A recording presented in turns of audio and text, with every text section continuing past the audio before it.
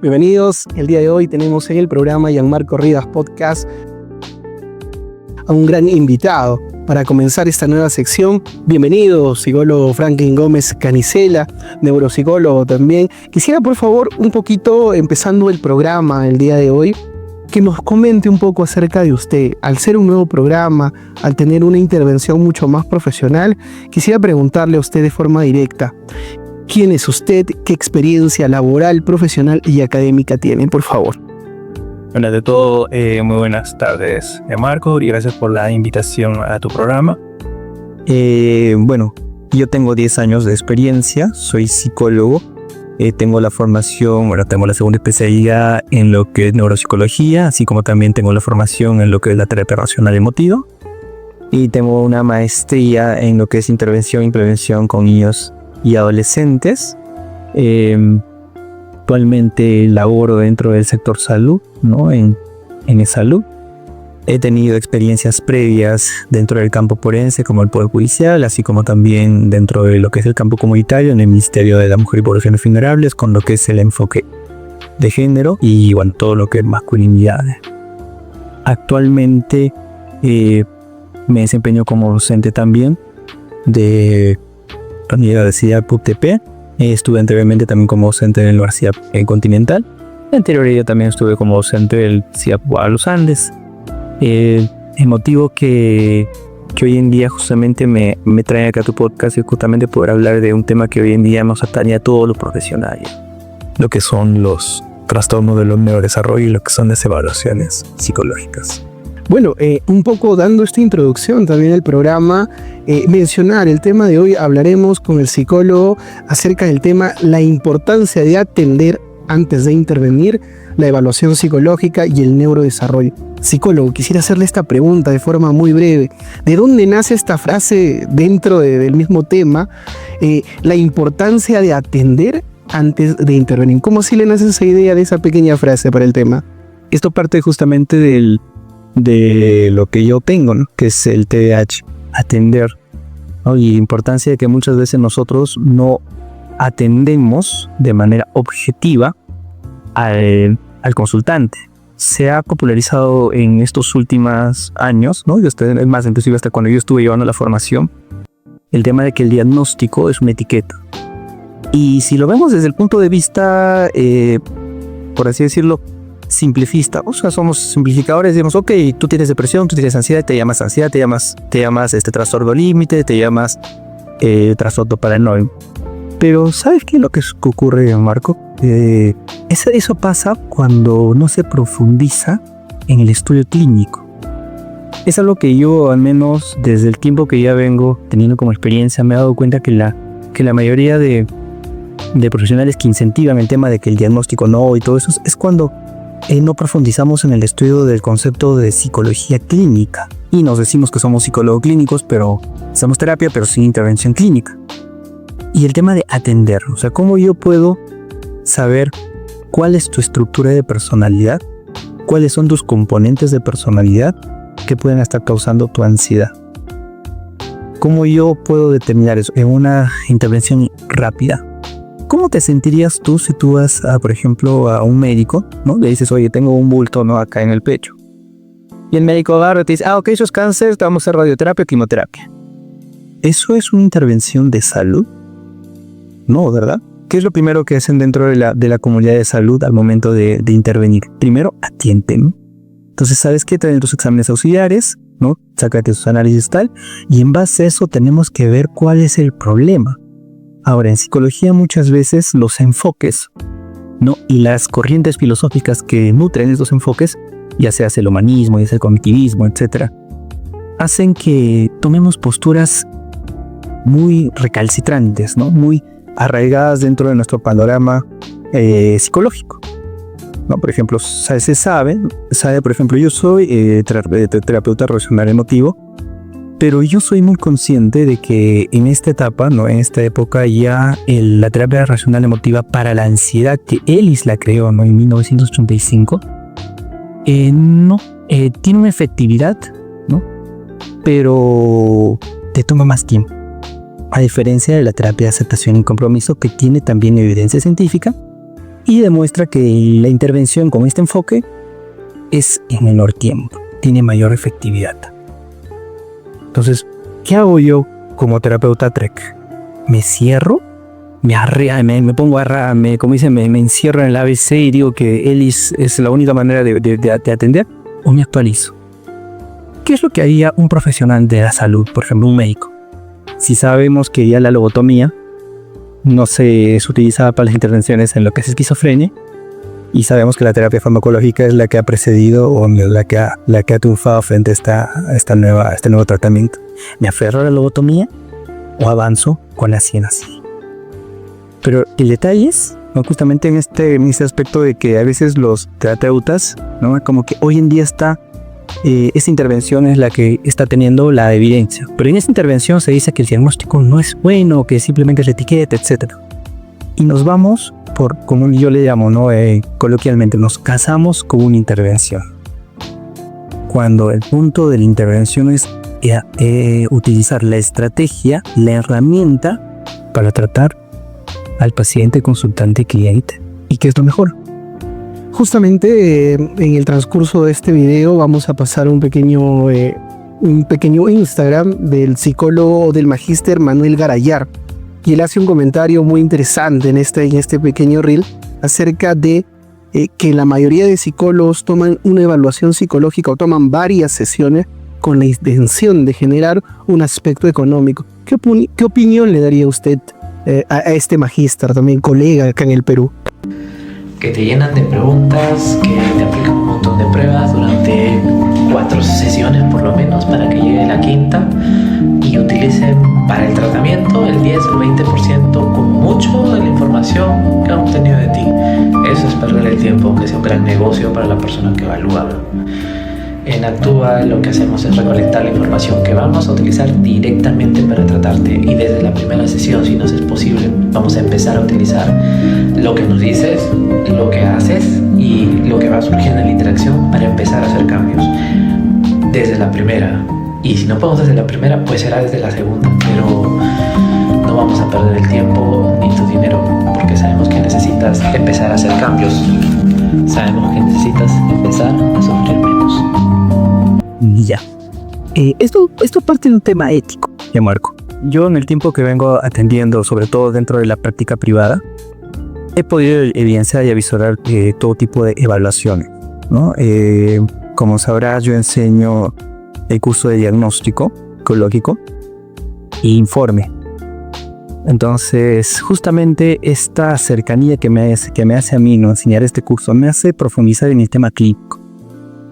Cuando hablamos de lucrar sobre la salud, no nos vamos a dejar mentir que eso ocurre en todos los niveles de intervenciones de la salud.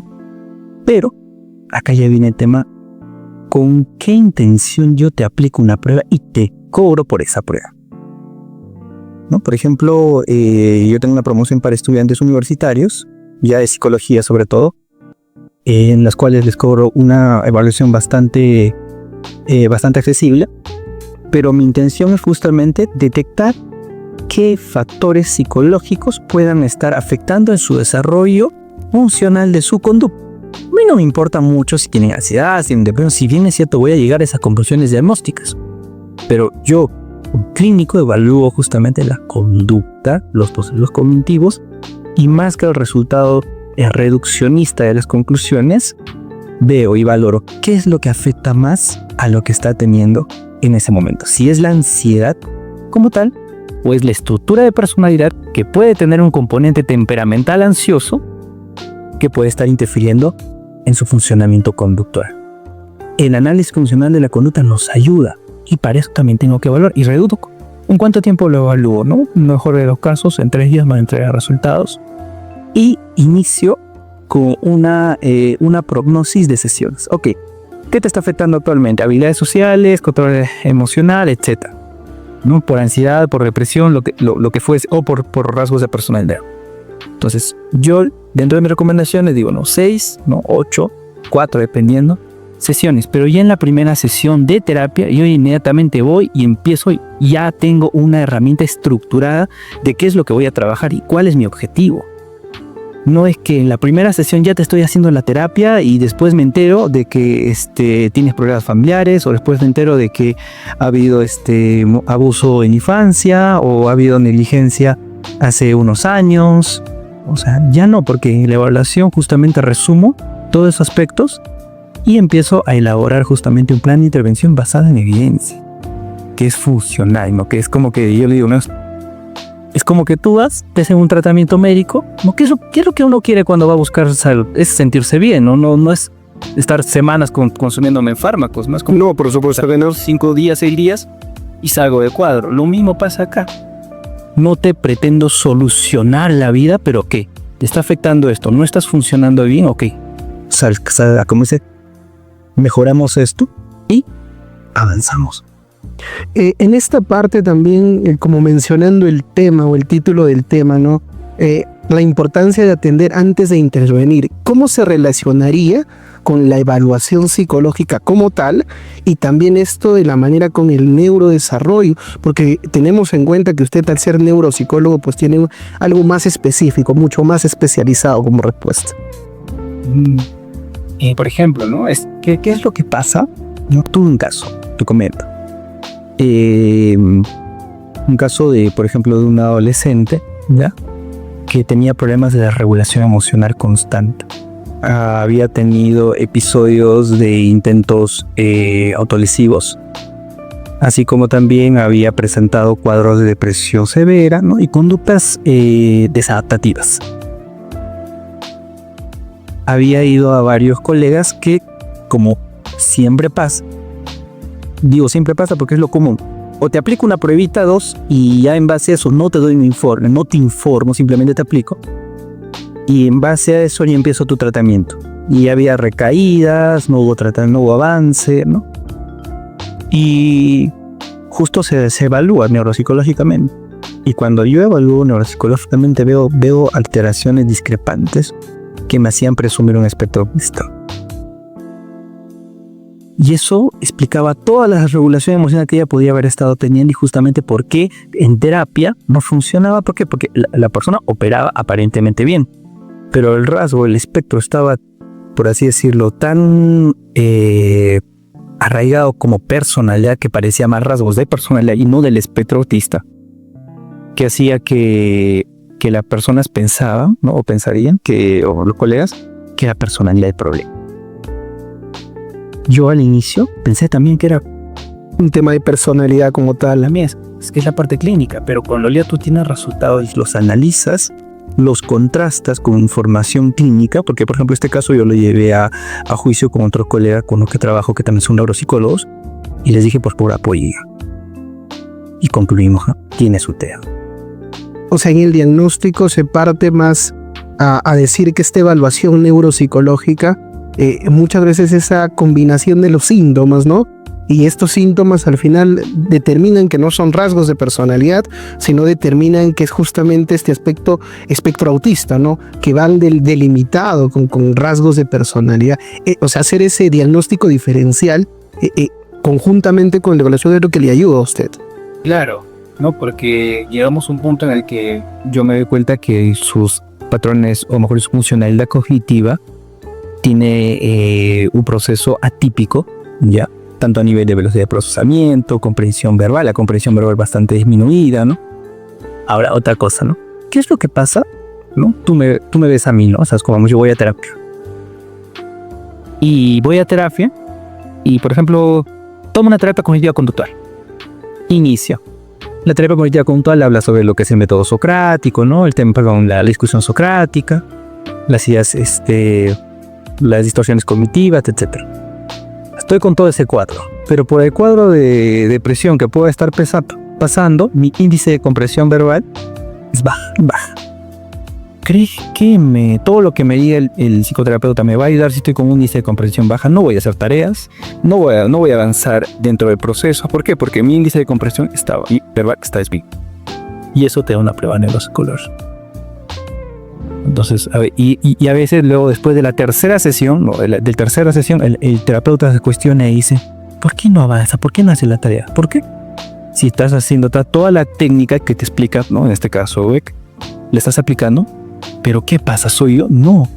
Acá son factores intrínsecos que tengo que tener contrastación cuantitativa.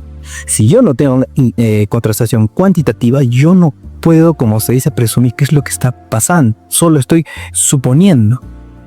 Y es por eso, Marco, que dentro de lo que es la evaluación diagnóstica hoy en día se ha avanzado bastante en cuanto a lo que son la creación de instrumentos, tanto a nivel psicológico como a nivel neuropsicológico. Pero a veces nos hemos parametrizado, ¿no? O sea, en el tema de que toma tiempo. Yo enseño, digo, ¿no?, el tema de diagnóstico y todos le tienen terror a hacer un informe. ¿No? Como que, el informe, qué pesado, de evaluar, ¿no? Entonces, hasta inclusive alguna vez hasta me han tachado de prepotente o no lo sé, pero yo les digo, o sea, no es prepotencia. O sea, que yo haga 3 o 4 informes neuropsicológicos o psicológicos, dependiendo sea el caso, en la semana, lo que tú haces en dos meses de tarea, le digo, evaluando a una persona. Pero eso que es nueva práctica, perderle el miedo. ¿Qué es más sencillo? Hacer la técnica, ¿no? Yo te enseño a hacer esto, ¿no? Es como que baja y apaga la palanca, solo haces eso, no hagas nada más. Porque es malo hacer otra cosa, entonces vas a hacer eso y no vas a ir más allá, ¿no? El análisis de la conducta humana está como psicología, ¿no? La psicología, ¿qué es? Es el estudio de la conducta y los procesos cognitivos.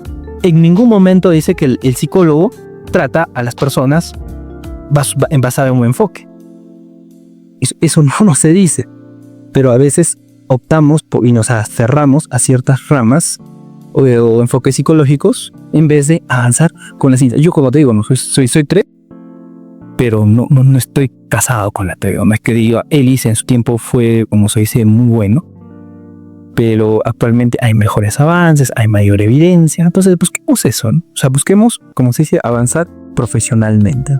No nos quedemos, ¿no?, que tal rama es buena, ¿no? Por ejemplo, yo, esto como anécdota, ¿no?, en universidad me gustaba bastante la literatura de Sigmund Freud. Sí, de preconsciente, ¿no? Y me encantaba, ¿no? He leído, he buscado información y todo. Hoy en día es como sea, su legado queda dentro de la psicopatología. Pero eso no quiere decir que vamos a seguir utilizando esas técnicas. Justamente la siguiente pregunta aborda un poco esto, ¿no? Usted es neuropsicólogo. Todo neuropsicólogo va a aplicar un poco más este aspecto fisiológico, neurofisiológico del cerebro.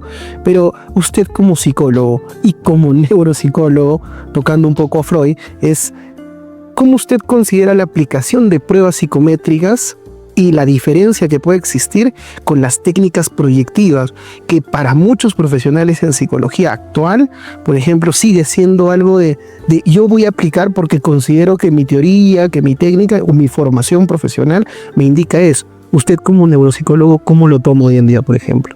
Hay que tomar con bastante cuidado el tema del uso de herramientas y técnicas psicológicas que estén validadas y que tengan confiabilidad, ¿no? Salvo no tengas una forma objetiva de evaluar personalidad, por ejemplo, una persona con dificultad, por ejemplo, con grado de instrucción, ¿no?, que tenga un bajo grado de instrucción. Entonces, pues bueno, una prueba predictiva para evaluar personalidad te puede ayudar, porque obviamente no te va a responder una escala MIPS, ¿no? O no te va a responder un Milo 4, no te va a responder. No, por más que le leas y todo, porque es cierto, En la barrera cognitiva. Pero hay que tener bastante cuidado. No soy promotor de las pruebas proyectivas, pero tampoco soy crítico cerrado, ¿no?, recalcitrante de que no las utilicen. ¿Por qué? Acá viene justo el tema de que la norma. El tema de las evaluaciones psicológicas, las digo yo, las dice el Ministerio de Salud, esa es la aplicación, las dice el Colegio de Psicólogos como procedimiento profesional. O sea, está dentro del proceso que un profesional de la salud tiene que tener, como se dije, evaluación y diagnóstico. Y eso está dentro de nuestras leyes. Dentro de las leyes también está establecido, ¿no? Dentro de la norma está también establecido el uso de pruebas proyectivas. El día que lo sepan y que está otro diga, ok, esto ya no sirve, pues diremos, no, pues ya no sirve. Ya no se utiliza. Tenemos que cerrarnos. ¿Por qué? Porque hay que basarnos también a la norma. Pero en este caso, si es que está, es básicamente entrar en un debate, ¿no? Pero dentro del tema normativo, pues está permitido, ¿no? Hay que utilizarla, como dice, con cuidado, ¿no? Con cierta, como se dice, con criterio y nada más. justamente esta parte de tocar un poco, ¿no? La evaluación psicológica fue muy importante, pero también este tema del tema de atender antes de intervenir es hablar también del neurodesarrollo. Para usted como neuropsicólogo, ¿qué es el neurodesarrollo? ¿Podría explicarle un poco a nuestro público? El neurodesarrollo no es el proceso de maduración del sistema nervioso central, ¿no? En relación a las etapas de desarrollo en las cuales cada función, tanto motriz como cognitiva, tiene que desarrollarse. Por ejemplo, el lenguaje. Por ejemplo, el control motor, tanto fino grueso. Por ejemplo, lo que es el razonamiento. Entonces, cada etapa nosotros, yo suelo hacer bastante este ejemplo. Somos como una planta. Las plantas son seres vivos, obviamente, pero vamos madurando. Somos una especie que va madurando y tiene hitos de desarrollo específicos, que está dentro de lo que es una norma, ¿no? Es como que a los 2 años yo tengo que desarrollar, por ejemplo, ya tengo que tener la habilidad de caminar, ¿no? No a los 6 meses. Si lo hago a los 6 meses estaría adelantado. Pero si lo hago a los 3 años, pues ya estaría en un retraso. Lo mismo con el habla, ¿no? El dominio de las palabras tiene que estar ya, como se dice, establecido a un nivel intermedio al año y medio. Pero ¿qué pasa si a los 3 años solo pronuncio 4 o 5 palabras? Acá hay un retraso en el neurodesarrollo. ¿Por qué? Porque el lenguaje tiene un área específica en el cerebro, que es el área de Wernicke, como el área de Broca. Eso se ha estudiado desde, como se dice, hace más de los siglos atrás. Ya está. Entonces, tenemos esas dos estructuras. Entonces, ya sabemos que si es que esas áreas no se desarrollan, va a generar un retraso en el neurodesarrollo. Y estos retrasos en el neurodesarrollo producen justamente los trastornos del neurodesarrollo. Ahí tenemos el trastorno del espectro autista, tenemos el TDAH, tenemos las dislexias, tenemos las calculias, tenemos el trastorno de déficit intelectual, tenemos los trastornos motores, dentro de este tenemos los síndromes de Tourette, que son los más representativos, por así decirlo. Entonces, la comunidad actual, dentro de lo que es las neurociencias y neuropsicología, ya no se ve a los trastornos del neurodesarrollo como antes. Eran como que si tú tienes TDAH, no puedes tener autismo. O si tú tienes síndrome de Tourette, no puedes ser autista. Era como que diagnósticos diferenciales muy cerrados. Hoy, como se viene haciendo el estudio, lo que es el neurodesarrollo, se produce justamente el trastorno en la red neuronal o en el desarrollo de la configuración neuronal de la persona. La persona tiene una forma de configurar su red neuronal atípica. Y eso lo hace justamente con el término que se utiliza de ICO, que es neurodivergente. ¿Por qué? Porque es neurodiverso. Funciona de manera diversa, pero funciona. ¿Qué pasaría si la norma sería que todo la norma, ¿no? Que las personas seamos calladas, no nos guste el contacto social y cada uno sea bastante racional. La norma, o sea, que la mayoría de personas que nazcan tengan este rasgo. El autismo no sería visto como algo disfuncional, que es parte de la norma. Entonces, básicamente son temas estadísticos. Pero, obviamente, claro, como salen de la norma, este grupo de personas neurodivergentes están siendo, como se dice, identificadas recién en esta última década. Por eso a veces se cree o se tiene la creencia de que padre, no, por ejemplo, pero yo era igual que mi hijo, o sea, yo tenía ese problema, yo era inquieto, no aprendía, me ha aplazado 2 años el colegio, pero míreme, ahora estoy bien, estoy acá, ¿no? Es que señor, tal vez en esos años usted no ha tenido soporte del diagnóstico oportuno. Mira, se ha aplazado 2 años. Ha creído toda su vida que tal vez no era bueno, tal vez creyó hasta cierto tiempo en el que empezó a ver sus capacidades. ¿Qué es lo que se busca hoy en día? Justamente identificar eso. Ayudar a esos grupos. Bueno, licenciado Franklin, continuando con la entrevista. En esta parte vamos a ver un pequeño video acerca de Luz Bello. Ella es investigadora y lingüista, pero también es una persona que sufre de dislexia. Hola Luz, yo soy Lucía. Lo primero decirte que eres un ejemplo para mí, totalmente, porque yo tengo dislexia y tengo también TDA, y el fracaso escolar lo he tenido muy presente yo a lo largo de mi vida. Y gracias a que mi madre se informó sobre todo lo que hacías y ver todo tu progreso, a mí me ha animado muchísimo a a conseguir lo que estoy haciendo ahora mismo. Pero todavía sigo teniendo alguna preocupación a la hora de afrontar el momento en el que me dé las notas. O, como decías tú, que te den el sobre y que no sepas lo que vaya a ver. Entonces, si podías darme algún consejo. Vale. Vale, lo primero de todo, Lucía, ahora estás pasando el peor momento, ¿vale? O sea, tú como persona con dislexia vas a tener una vida y este momento se termina. Pero ahora tienes que ser súper fuerte y darlo todo, porque esto, si tú ahora consigues esto, luego ya a volar, ¿sabes? Luego ya se termina.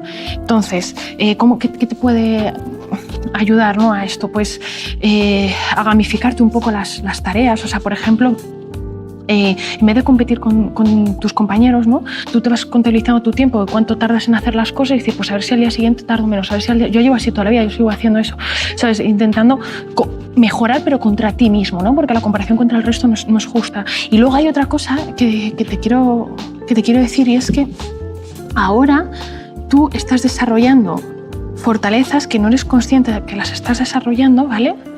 Pero que las estás desarrollando. Y ninguna persona con dislexia, cuando somos pequeños, lo somos conscientes, pero es así. O sea, cuando tú llegas al mundo real, que ahí no hay profesores, no hay exámenes, no hay evaluación, tú serás una persona más, pero tú serás una persona que cuando se caiga se va a volver a levantar. Y lo sabes hacer porque lo has hecho un montón de veces antes. Entonces tú vas a tener capacidad de trabajo, más capacidad de trabajo que nadie, capacidad de resiliencia, de volverse a levantar, de volverlo a hacer, tolerancia a los errores. Las personas que han tenido siempre buenas notas se equivocan en algo, tienen un error y se hunden y se quedan ahí. Y probablemente también hayas desarrollado un montón de fortalezas, porque los disléxicos, al compensar, desarrollamos fortalezas, intuición, creatividad. Por ejemplo, el hecho de estudiar con esquemas, al principio parece una tontería, pero eso luego te hace que tú aprendas los conceptos independientes del lenguaje, ¿no?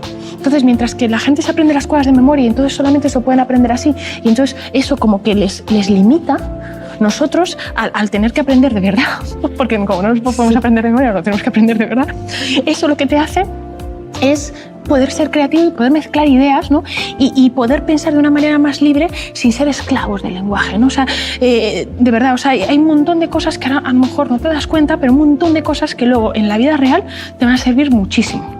Y ahí, que es realmente donde uno se la juega, ¿vale? Ahí pues te vas a poder volver a levantar, pero tú sabes hacerlo.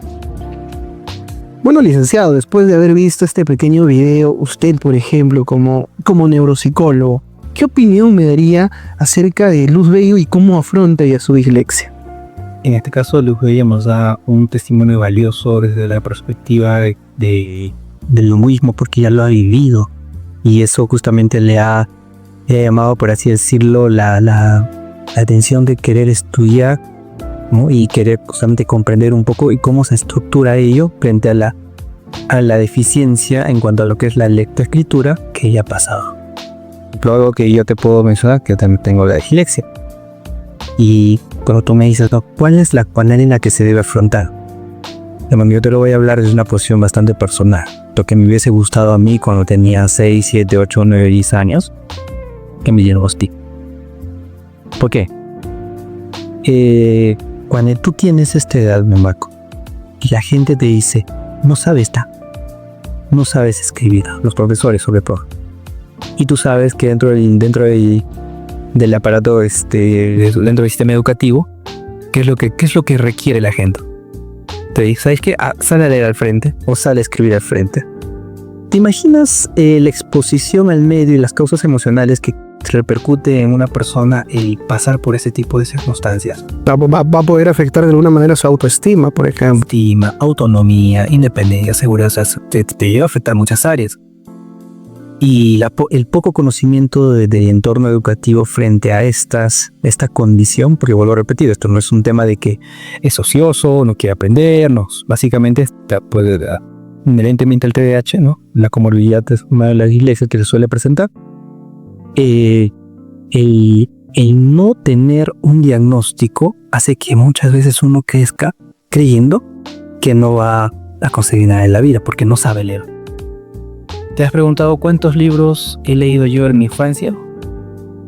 Bueno, si usted me dice que tiene dislexia, pues ha tenido una complicación en poder tal vez tener una comprensión o una lectura adecuada, ¿no? Sí. ¿Por qué? Porque me hicieron creer que no sabía leer. Porque cada vez que yo salía a leer, que decía, no sabía leer. ¿Y cómo no sé leer? Porque leía como el Chavo. No sé, se lo el Chavo. La gente ha visto cómo lee el Chavo, ¿no? Y el Chavo lee de una manera y yo leía muy parecido, ¿no? Le cambiaba las letras y todo eso, ¿no? Y la gente se burlaba. Los estudiónimos de alumnos, del mismo maestro, porque parecía lengua. La primera parte dentro de lo que es la comprensión y el entendimiento y el diagnóstico oportuno para poder justamente psicoeducar al maestro, psicoeducar a los padres, psicoeducar al entorno y dar seguridad a ese niño. La intervención en la adolescencia, si es que no se llegó a esta etapa, es la misma. Porque ya Marco, la dislexia le va a acompañar toda su vida. Y si se puede intervenir en la infancia, mejora. Mejora. Por el área de lengua, por la estimulación, sí mejora, ¿no? Pero, ¿qué otra forma más de aprender a sobrellevar la dislexia? Ya de adulto te podría contar muchas cosas, pero eso ya es otro tema. Bueno, tocando un poco esto de las patologías del neurodesarrollo, por ejemplo, como el TDAH, como la misma dislexia, la discalculia. Por ejemplo, ¿cómo de alguna manera tener esta parte neuropsicológica en su formación profesional lo ayuda usted, por ejemplo, en relacionar la evaluación psicológica con los diagnósticos de neurodesarrollo? Por ejemplo, las fortalezas que a mí me da el tema de haber profundizado en mi carne propia, por así decirlo, ¿no? Todo un trastorno del neurodesarrollo sin diagnóstico, porque a mí me diagnosticaron recién llevando la especialidad de Marco. Wow. Eso es una anécdota. Yo tenía una exposición ya en lo que son bases neuroquímicas de comportamiento, si no me equivoco, bases biológicas o fisiológicas, creo que era el tema. Lo llevaba el doctor Romero, al cual respeto bastante, y ya es un neurólogo, y hicimos una exposición. Y él, en su clínica, obviamente, ¿no? Al ver cómo exponía, ¿no? Él vio, ¿no? Yo vi cómo evitabas leerme, o sea, porque traías la diapositiva y yo veía que no querías leer dentro de tu exposición. Entonces, tú al no querer leer, ¿no? Yo decía, qué raro. Y veía que cómo asociabas tus ideas. Después de esa exposición, me preguntó algo que ningún otro maestro, ningún docente, nadie me había hecho. Me preguntó, ¿cómo fue tu infancia con respecto al sistema educativo? Le dije, yo aprendí a leer a 2, 7 y 8, con mucha dificultad, con ayuda externa. Y luego me dijo, y a la adolescencia, pues igual, ¿no? ¿Y cómo fue tu etapa universitaria? Fue más tranquila, más llevadera, porque tenía horarios muy disparejos. Empezaba a las 7 y salía a las 6 de la tarde, tenía tiempos libres, aparte que me gustaba. Entonces me dijo él, no, y ahí no, yo otro dato me dice, ¿consideras que eres torpe? Torpe. No sé, sí. Y ahí es donde yo recorrí y digo, sí. ¿Por qué?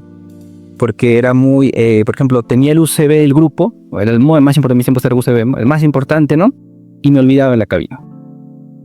Llegaba al salón, mi UCB, pero tenías que hacerlo, es una atropella. Y cosas así que si fueron repetidas, digo, sí, en algún momento he operado de manera funcional, ¿no? Con relación a mí, ¿no? Que tengas TDAH, me dijo. Y ahí me contó la experiencia de un neurólogo también, con el que trabajaba, que cada vez que llegaba al hospital dejaba las llaves en el carro.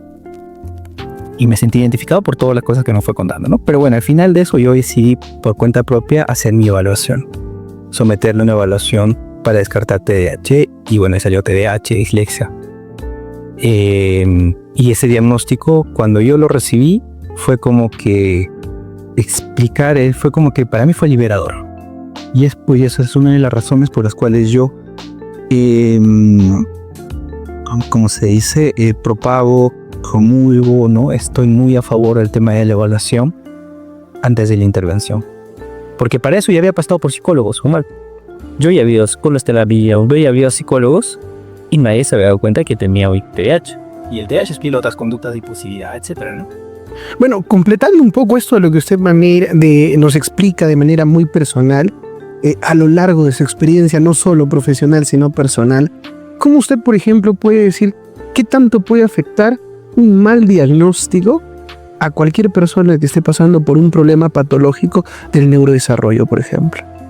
Y para empezar, va a afectar porque, por ejemplo, si tú lees una persona que tiene autismo, porque también he tenido casos, ¿no? Por ejemplo, aquí un caso de un niño de 6 años, que a los 4 años le habían llevado a un centro de X y le habían dicho, tu niño es autista, y le habían recetado gotitas de cannabis. Y entonces, sí, le habían recetado gotitas de cannabis y no se ve el tema del informe y todo eso, y le habían puesto espectro autista. La mamá, obviamente, ¿no? Cuando te dicen eso de aceleración, es un mecanismo de atención muy recurrente. Y la mamá dijo, ¿no? Vamos, espero 2 años para volver a traerlo. ¿Sabes qué es lo que tenía Marco? Trastorno por déficit de atención, pero con hiperactividad. Era hiperactivo. Salió en la evaluación, era clínicamente identificable, ¿no? Cuando digo clínicamente es que lo observas y eso contrastas con pruebas, y esa es una de las evaluaciones más eficientes, pero hay casos muy inespecíficos que me llevan a discusión, ¿no? Pero en esos casos salió. Le expliqué, y siempre yo la técnica dentro de lo que es las terapias inclusive se utiliza una técnica que es el autorrevelamiento. Y yo siempre les digo a las personas que no se preocupen, porque yo tengo el trastorno y he aprendido sin tal vez apoyos ni terapias, ¿no? Pero me hubiese gustado, obviamente, ¿no? Y justamente les hago las sugerencias objetivas, que es que hoy en día están, como sea, que muestran evidencia dentro de ese tratamiento de TDAH o autismo. Y les digo que si es que eso se sostiene, pues van a ser personas mucho más funcionales que yo. Porque yo me he aprendido a adaptar. Sí, muy lejos. Psicólogo, usted, por ejemplo, en su formación al inicio de esta entrevista, nos hablaba acerca de que usted es especialista como neuropsicólogo, de igual manera que usted es terapeuta, como la terapia, y usted es terapeuta TREC, terapeuta racional emotivo-conductual. Con estos dos campos, a lo largo del mismo generar el diagnóstico y generar la misma terapia, ¿ha habido una relación entre estos dos campos que para usted hayan sido muy significativos a nivel de su práctica profesional? Evidentemente, la teoría de la mente está tanto en la TREC como en los tratados del neurodesarrollo. Se estudia ambos, la teoría de la mente, es uno de los dos. El enfoque cognitivo, el enfoque de formar ideas. ¿Cómo se crea una idea? O sea, yo primero estudié la TREC, ¿no? Primero me formé en terapia racional emotiva, y después de ahí seguí la segunda especialidad y pude conectar la teoría cognitiva, ¿no? El envase de cómo la formación de una idea, así como también la teoría dura, que fue el enfoque biológico, como son las rutas, las redes neuronales, la sinapsis, la habilización, todos estos procesos por los que pasa el neurodesarrollo, y poder entender y poder formarme una concepción neurocognitiva, si es así. Entonces, y cuando yo tengo que intervenir, sobre todo por ahora, soy bastante consciente que con un trabajo con niños, no tengo la formación. O sea, me falla. Tengo que estudiar más, como te decía hace un inicio. O sea, si me falta algo, me pongo a estudiar. No puedo hacer eso. O sea, yo no puedo ofrecer a la gente algo que yo no tengo el conocimiento o la práctica. Si me falta algo, tengo que estudiar. Ahorita, por ejemplo, estoy haciendo una tercera especialidad en psicología clínica con mención en trastornos del neurodesarrollo. Porque quiero subespecializarme en ese tema más específicamente, y después de eso tengo planeado lo que es una intervención. Pero para poder intervenir a niños, ¿no? Yo sé que hay cosas que necesito, no lo voy a aprender en ensayo y error. Porque si fuera así, en ensayo y error, pues bueno, no sé, hubiese ejercido el tema de, no sé, trastorno del desarrollo, no sé, desde hace 5 o 6 años, ¿no? Pero recién en estos últimos años estoy dándole justamente ese énfasis. ¿Por qué? Porque para empezar, he conseguido ya la segunda especialidad, o sea, el registro nacional de especialista. Tengo la maestría en intervención en niños, o sea, ya las tengo, o sea, simplemente son como estudios. Entonces ya considero que tengo estas herramientas para poder decir, oye, ¿qué? Si he estudiado, tengo esto. Esta última pregunta, ya para terminar, se subdivide en dos preguntas. La primera, a lo largo de su experiencia como profesional respecto al diagnóstico, ¿qué le podría decir primero a nuestros colegas, médicos, psiquiatras que se dedican a este ámbito netamente del neurodesarrollo? ¿Qué les recomendaría usted en base al diagnóstico, por ejemplo? El diagnóstico es multidisciplinario. yo agradezco bastante a los neuropediatras que en un momento me han derivado casos pidiéndome informe. Valoro bastante esa acción. ¿Por qué? Porque sé que al neuropediatra le sirve la información. O sea, no se basa simplemente en la clínica o las evaluaciones a nivel de pediatría que ellos hacen, a neuropediatría, los cefalogramas, etcétera, sino que valoran el trabajo del neuropsicólogo, porque a la maestra, bueno, en este caso a los padres le dice evaluación neuropsicológica por un neuropsicólogo. Por ejemplo, para empezar, que la evaluación es multidisciplinaria. ¿También interviene el psicólogo dentro de lo que es la intervención de trastorno del desarrollo? Sí, también hay intervención. Tenemos al terapista del lenguaje, tenemos al terapista ocupacional, o sea, hay una intervención multidisciplinaria en relación a lo que es tanto el tratamiento como el diagnóstico. Esa es una de las cosas que tenemos que aprender a compartir entre grupos profesionales. Como colega. Como colega. Como es que yo soy neuropsicólogo y yo no, o sea, yo acá nomás me agarro del paciente, lo trato, no. Por eso te decía, ¿no? Ahorita no estoy llevando lo que es intervención de niños. Me gustaría, pero no. Lo que hago es derivar a los diversos centros a los cuales no veo que tienen un buen trabajo en relación a lo que es la terapia y la conducta. Psicólogo, ya también para culminar un poco esta entrevista, como le digo, esta última pregunta se subdivide en dos. A la población en general, respecto a la atención psicológica, a tal vez conocer un poco más CITREC, por ejemplo, como tal, pero a la población en sí, ¿qué tan importante es, uno, el diagnóstico temprano y el otro es qué hacer? ¿Tomarlo como algo negativo o realmente afrontarlo de la manera más positiva, de darse cuenta que hay profesionales en la ciudad de Huancayo y seguramente en todo el Perú que tienen estas capacidades, como se dice, me especializo en esto, lo relaciono con esto, complemento con esto, lo cual uno te vuelve mejor profesional, pero también recordando que el diagnóstico, esta categorización, muchas veces da miedo, le da miedo a la gente y quisiera que, ¿qué le podría usted decir como neuropsicólogo a la población en general acerca de esto? ¿Qué tan importante es el diagnóstico como tal y cómo afrontarlo? Bueno, para empezar a dar, en este caso me dijo, ¿no? A todas lo que son las madres, ¿no? A los padres, a los docentes, al momento de buscar una opinión, ¿no? Profesional, ¿no? Al momento de buscar justamente este apoyo complementario, no tenga miedo. No tengan miedo al diagnóstico. Lo mejor que se puede hacer si es que estás viendo que tu niño tiene un trastorno de neurodesarrollo o que tiene alguna alteración, es primero descartar. Al consultorio vienen muchas madres que salen con su no diagnóstico, que lo que tú estás presentando es de índole psicológico, familiar, etc. Y no es, porque a veces se estigmatiza. Como lo que hablábamos hace un momento, decíamos que a veces por el lucro, no, yo te puedo poner el diagnóstico y simplemente para seguir lucrar. Tampoco es eso. Eso es lo que, al menos el objetivo del Centro Psicológico CITREC, no tenemos ese enfoque.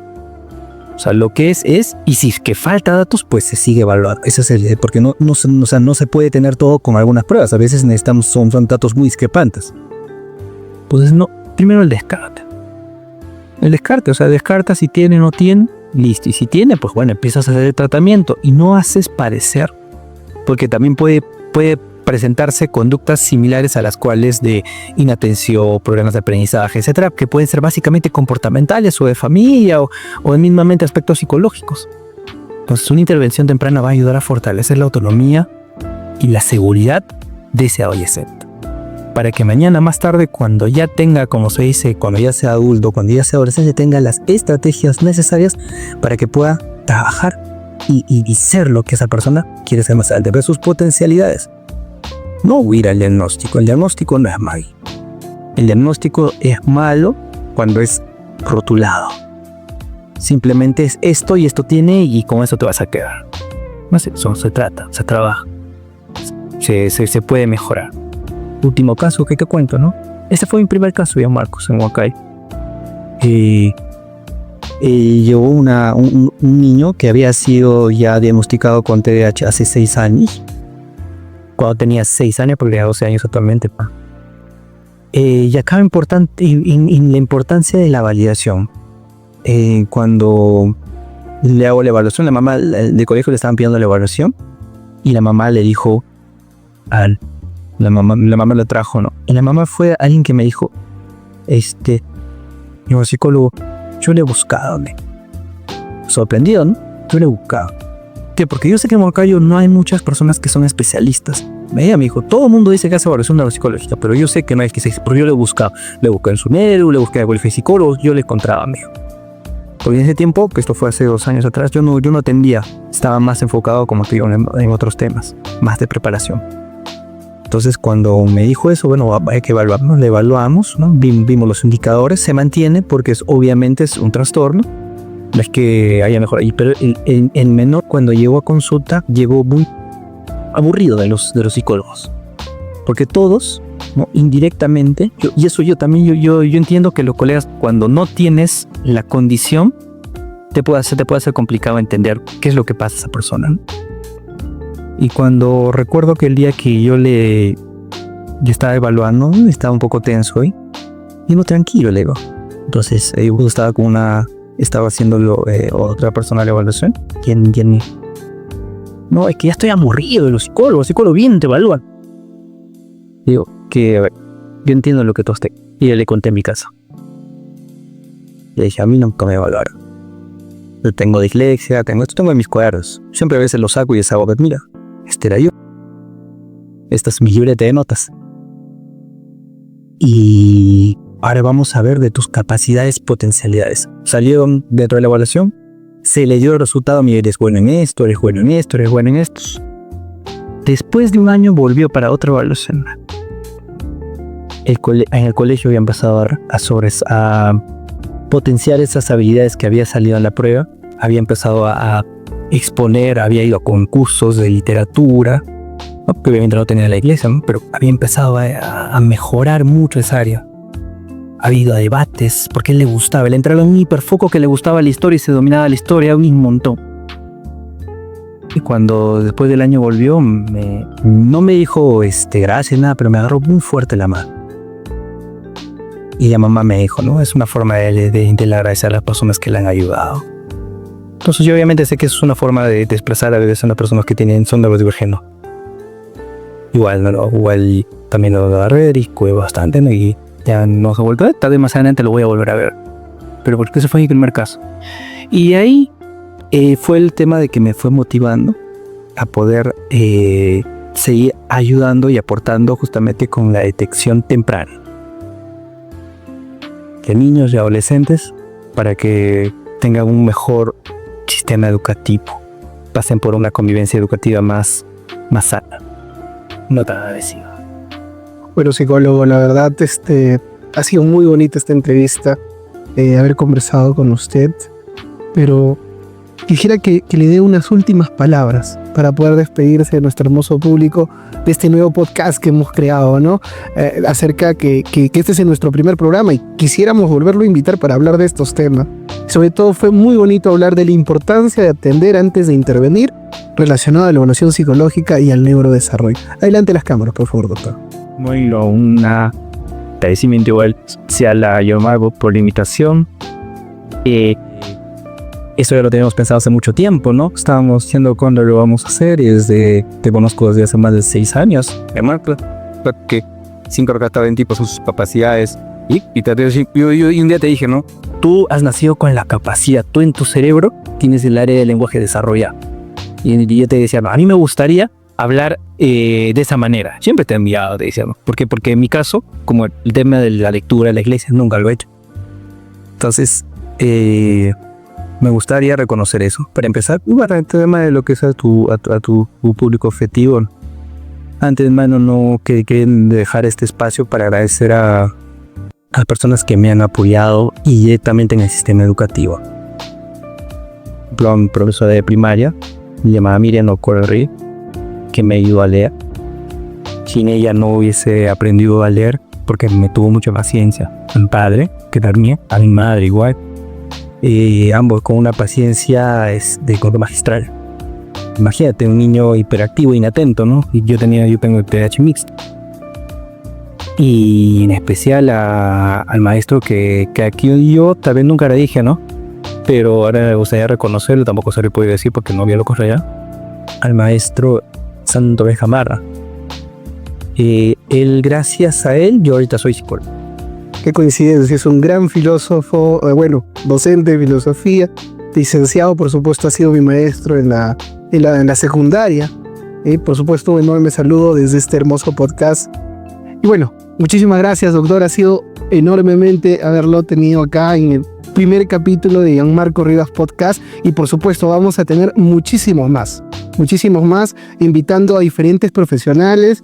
Y muchísimas gracias a todas las personas que nos ven. Este es el primer capítulo, pero no el último. Hasta luego.